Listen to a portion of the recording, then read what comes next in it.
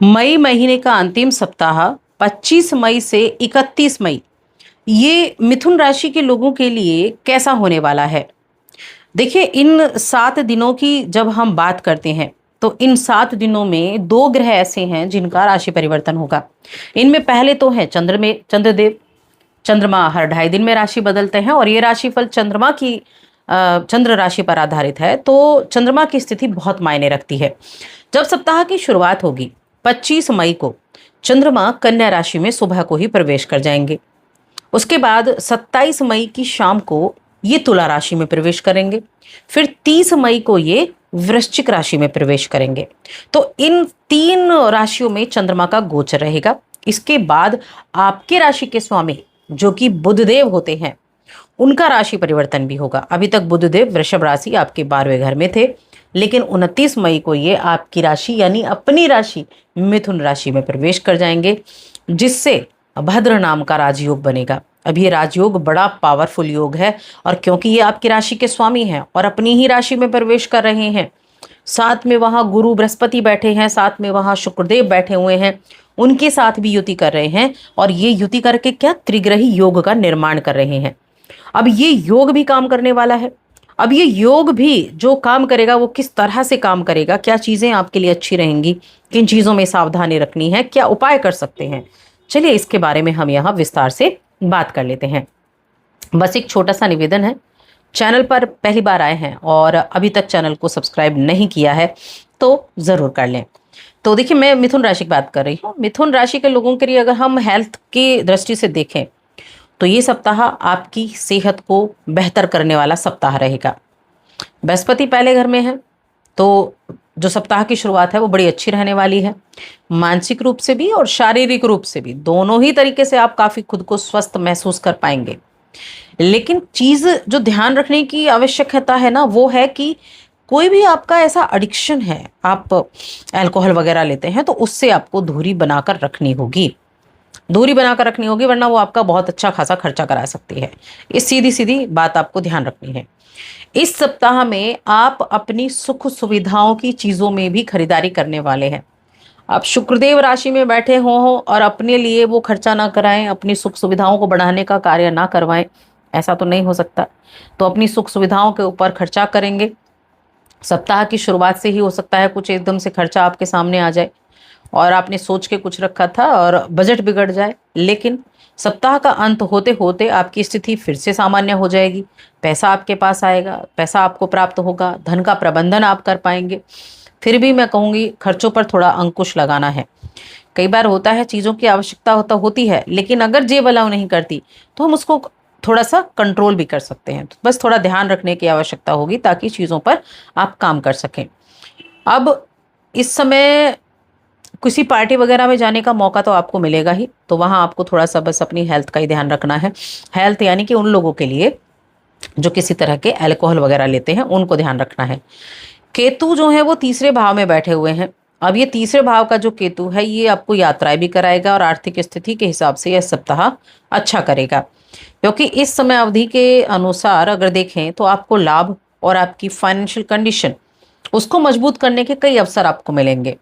और पूरी पूरी संभावनाएं हैं कि आप अगर एक अच्छी रणनीति बनाकर, एक अच्छी योजना बनाकर काम करते हैं, उसका उपयोग करते हैं, तो आपको उसका लाभ ज़रूर मिलेगा। देखिए, भविष्य में आपको किसी तरह की दिक्कत ना हो, परेशानी ना हो, अचानक फाइनेंशियली समस्याओं का सामना ना करना पड़े, तो उसके लिए आपको तैयारी करनी है, उसके लिए आपको तैयार रहना है। ये आपको ध्यान रखना है। और इस बात का एहसास कब होता है? जब ये चीज़ें आती हैं, तो पहले से ही आप थोड़ा थोड़ा ये सोच कर चलें। परिवार का कोई सदस्य ऐसा हो सकता है कि जो आपसे बहुत अधिक खुश ना हो, आपकी बातों से खुश ना हो, आप चाहे उनके लिए कुछ भी क्यों ना कर रहे हो। तो ऐसे में खुद को इस बात के लिए कोसने से बेहतर यही होगा कि आप घर के लोगों को कुछ समय दें, स्थिति को सुधारें, जो चल रहा है उसको नॉर्मल तरीके से सुधारने की कोशिश करें, अपने ऊपर बहुत अधिक प्रेशर ना लें, ये आपको ध्यान रखना है। जो इस राशि के जातक व्यापारी हैं, लंबे समय से आप सोच रहे थे कि बिजनेस में कुछ ऐड किया जाए, अपने बिजनेस का आप थोड़ा विस्तार किया जाए, तो इस सप्ताह में उनको कोई अच्छा समाचार मिल सकता है। क्योंकि एक तो ये समय आपकी रचनात्मकता में वृद्धि लेकर आया है, जिसके कारण आप अपने बिजनेस से जुड़ा हुआ कोई बेहतर कदम उठा सकते हैं। देखिए, जो बुध है ना, आपकी राशि के स्वामी तो हैं ही, साथ में ये बुद्धि के कारक और ये व्यापार के कारक भी कहे गए हैं। आपकी राशि में बैठेंगे, सप्तम भाव पर दृष्टि डालेंगे। सामने गुरु की राशि है, गुरु भी उसी को देख रहे हैं, शुक्र भी उसी को देख रहे हैं। तो बिजनेस में बहुत ज्यादा आपका माइंड चलने वाला है, क्या अच्छा है क्या नहीं अच्छा है। रचनात्मकता भी बढ़ेगी, जिससे वृद्धि के बारे में सोचेंगे और अपने व्यापार के लिए बेहतर कदम उठा पाएंगे। अब जब ऐसा होगा तो मुनाफा भी होगा और तरक्की भी मिलेगी। तो मुनाफा और तरक्की दोनों मिलने वाले हैं।